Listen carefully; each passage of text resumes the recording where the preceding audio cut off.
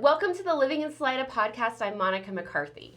Today we're going to explore one popular aspect of living in Salida, Colorado, working remotely. Salida is a rural mountain area with not a lot of industry, so many people choose to live here for the lifestyle and they bring their work with them. So today I'm going to be speaking with Steve Lee, owner of CoWork Salida, which was founded in 2016. CoWork Salida started as just a small 3-person office at the old Sherman Hotel building on G Street and has grown over the years to several larger locations, accommodating up to 24 members with desk space and private office spaces. And we'll also be talking about their expansion today. They're currently located on East 1st Street, and they're opening a second location in the spring of 2026. Yep. Thanks for being here, Steve. Thank you so much. I'm excited about today's conversation. I didn't know you knew that we started in a 3-person office. Well, I read your website. I do my homework. Okay. Wow. But I do remember you being on in that area in the Sherman building when I first met you. But we didn't meet until 2017. So you had already kind of gotten it started. Yeah. Which actually is a good segue into, I always ask people on this podcast, you know, what's your origin story of Salida? But I wanted to, you are a part of my origin story. Oh, so I was ready to answer the other question first, but no, we can go there. Let's go there. No, that's a fun story. We should absolutely start there. I think it's a good starting point, and then we'll segue into your origin story. Sure. Because I think it encompasses what Salida is all about, I feel like. Because you and your lovely wife, Jen, I met you guys. So my husband and I, we were living in the Denver metro area, and we wanted to explore different towns. We came to Salida a few times, and we were on one of those explorations of like stay here for a week or so and decided we wanted to move here. We were at Little Red Hen, a bakery that has since closed, unfortunately, and just enjoying a lovely morning, started chatting with you guys, as people do when you're in Salida. I feel like that still exists. You know, people are just friendly here. Absolutely. And I just remember asking you guys, like, what is it like living here? Do you remember what you guys said? Absolutely. I still remember the conversation so vividly. I said, it's like being on vacation every day. Yeah. And it still is. It really Jen and I moved here in 2013, and we still feel so blessed to be here. That feeling of being on vacation, being able to step away, go for a hike, meet people, and just run to people on the streets, that'll never get old. Yeah, I love that you still feel that way.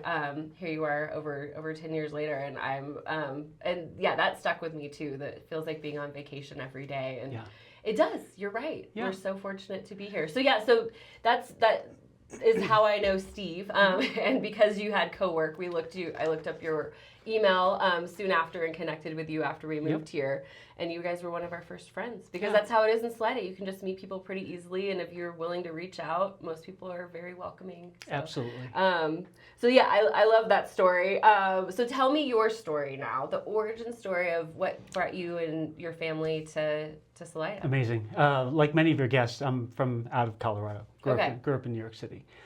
Fast forward to 2001, that's when Jen and I actually lived in Conifer. I don't know if you knew that. I do remember you saying that, yeah. But we had to move back down to the Front Range for a while. But after we left Conifer, our goal was to always get back into the mountains someplace. Okay. And we would continue to explore. She likes this town, I like that town, and back and forth, vice versa.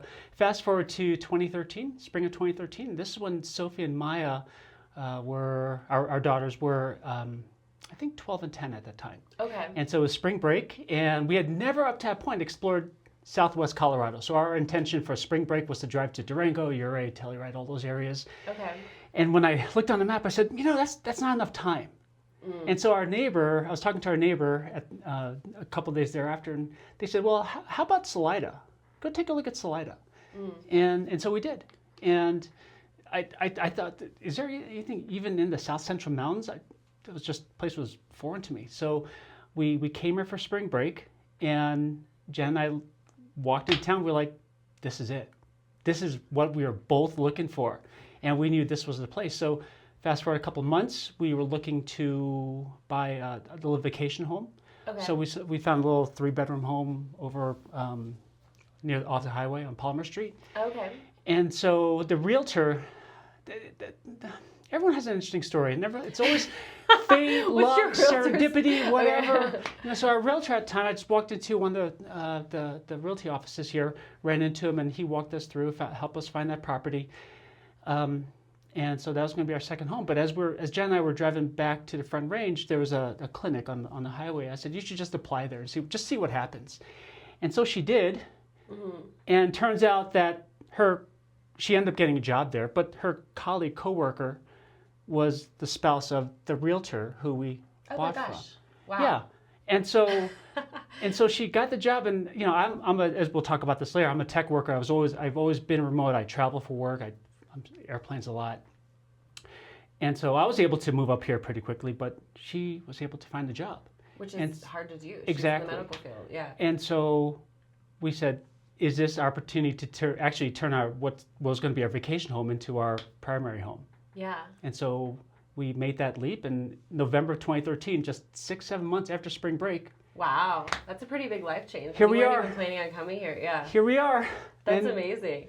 What made you fall in love with Salida? So you said you got here and something about it was everything you wanted. Like, what did you experience? The outdoors, the charm, the downtown area, just being able to walk every place, the trails, and just the overall vibe.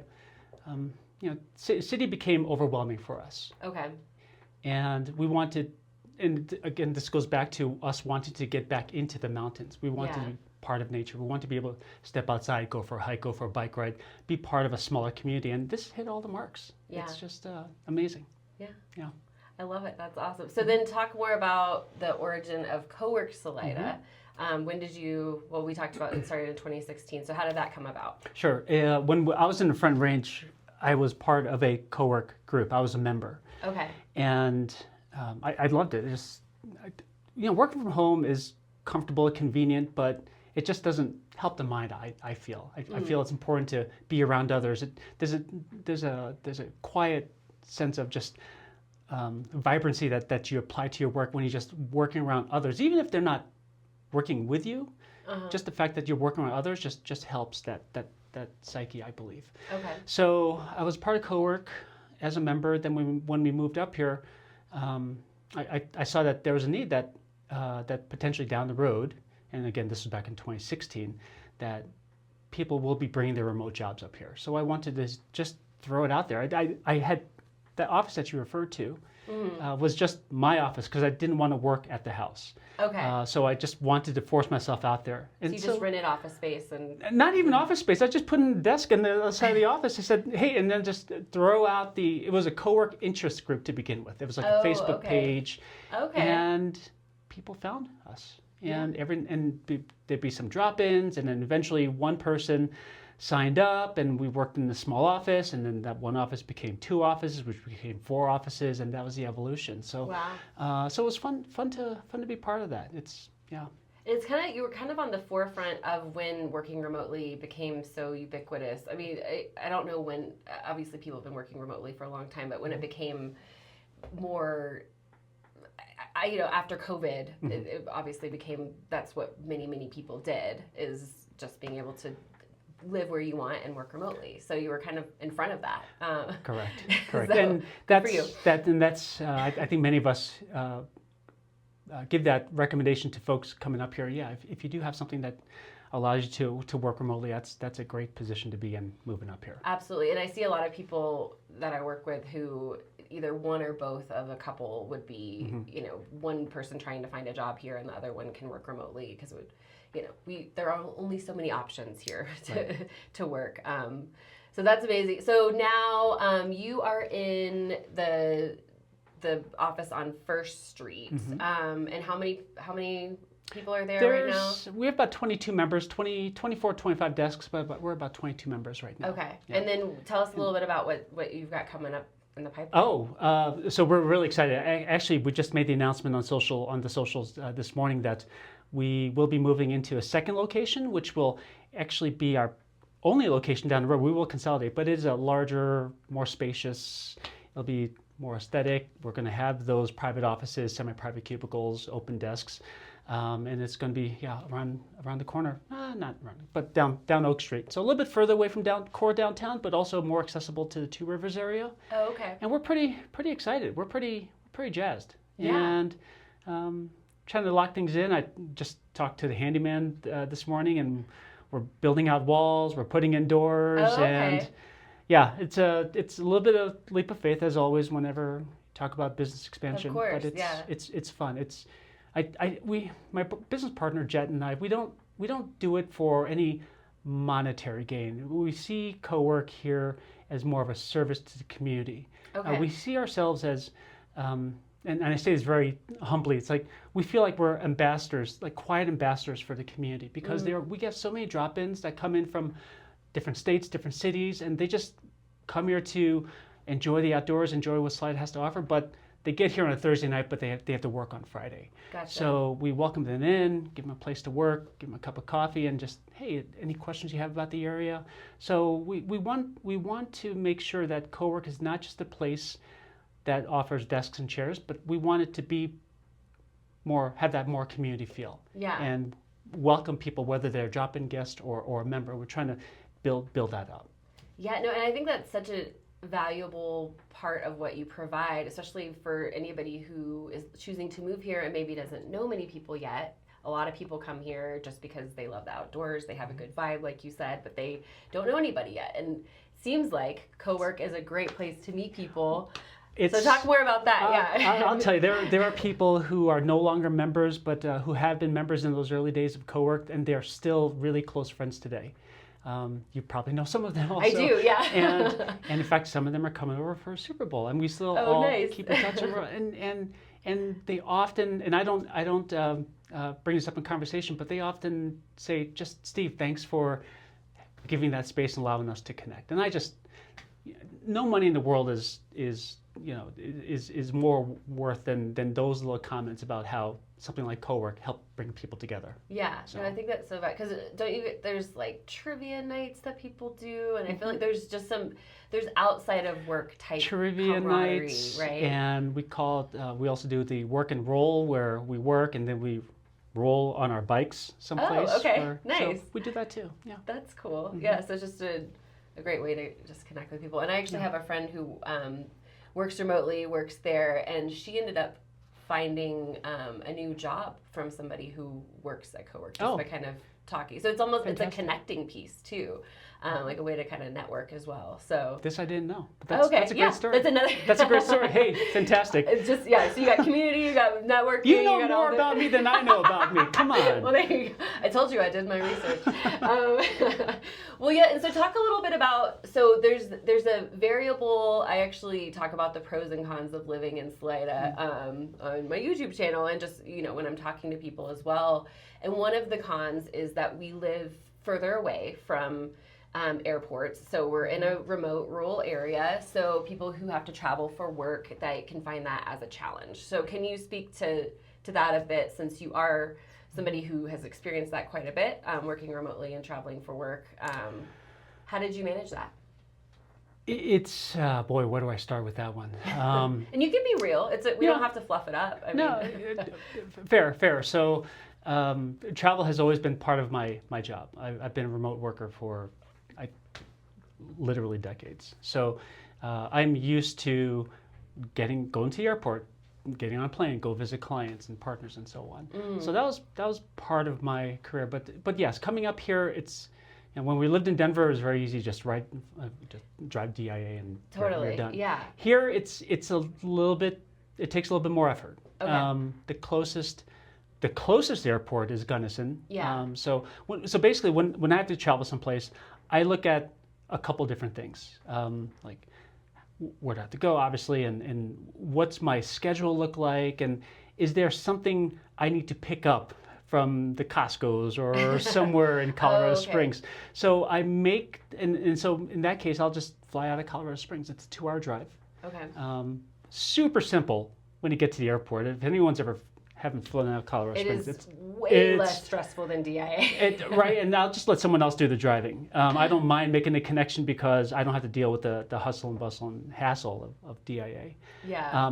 So go down to Colorado Springs maybe a day earlier, pick up whatever I need, as long as it's not cold. But if I need refrigerated stuff, I mean, sure, that's a little challenging. Or on the flip side, when I fly back, I'll stop by the store and bring it. So I kind of bring it. Yeah, I multitask. Yeah, Exactly, and that's okay. And that's there are certain things that you can't always get up here, but that's okay to us. Mm-hmm. And so,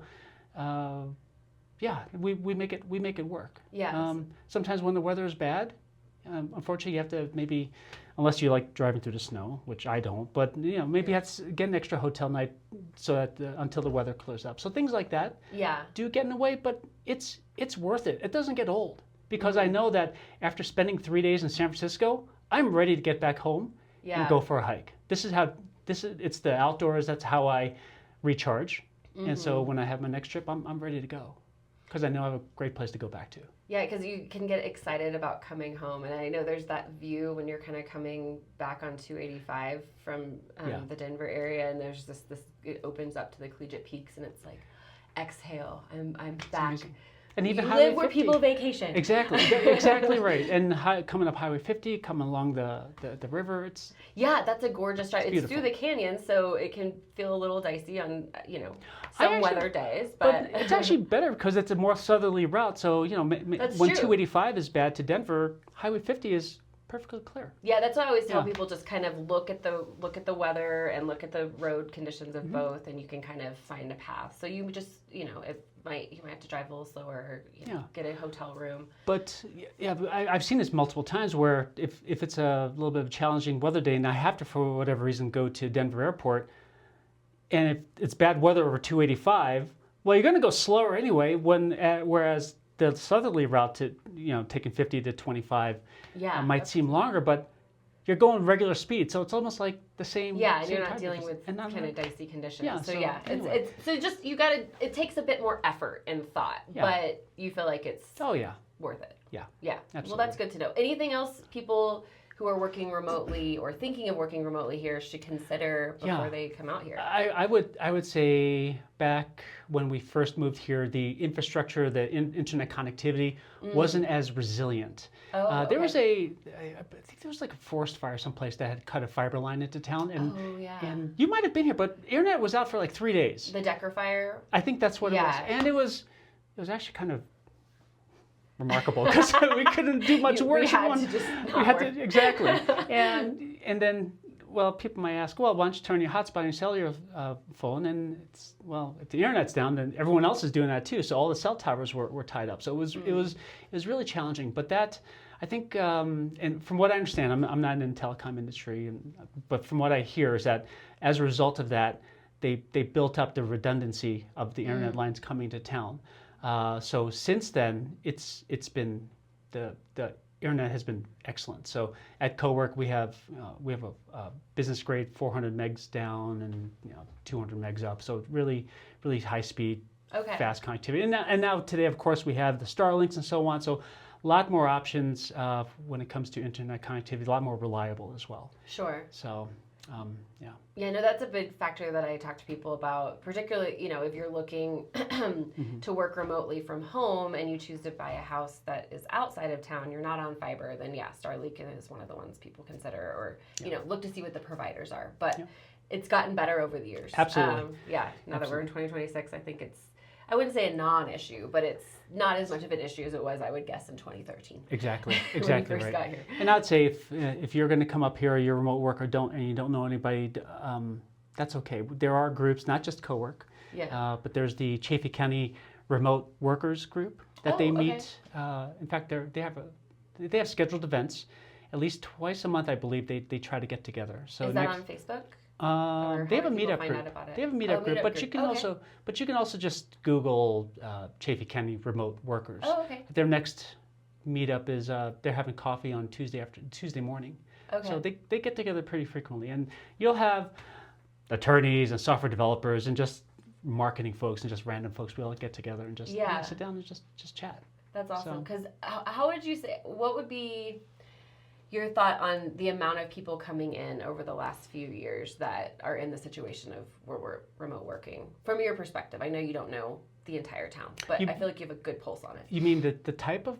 Well, no, like how many people, would you say more remote workers have been moving to Salida over the years and recent years over? Yes. There, that number has increased, and just by virtue of, you walk into any coffee shop, and there's always a group of people there just banging away at their laptop. Sure. Now, you don't know if they lived, and of course the population grew, so you don't recognize everybody, so you're not sure if they're a resident or if they're just visiting town. But nevertheless, there are a lot of people who are bringing their work with them, which is kudos to them for having that lifestyle where you take your laptop, get your work done, and just turn around and hit the trails.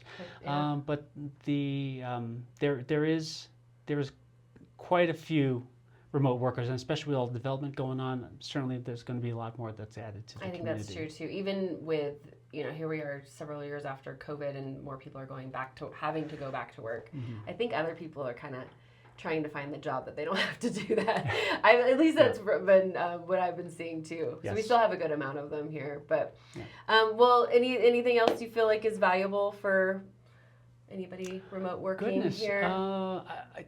I would say if you're considering remote work and you want to know what's like, we at CoWork we always offer one free trial day. If you're visiting and want to just pressure test the area, pressure test what it's like to work in a coworking, just hit us up. That's great to know. Yeah, just come in for a free day. Happy to give you a place to work and answer any questions that anyone has about the area. You are an ambassador of the area. I try. So what is your spiel? What do you tell people about the area, besides what you've said already? It's like being on vacation every day. Do you use that line still? I love it. I still use that line. It is a remarkable place.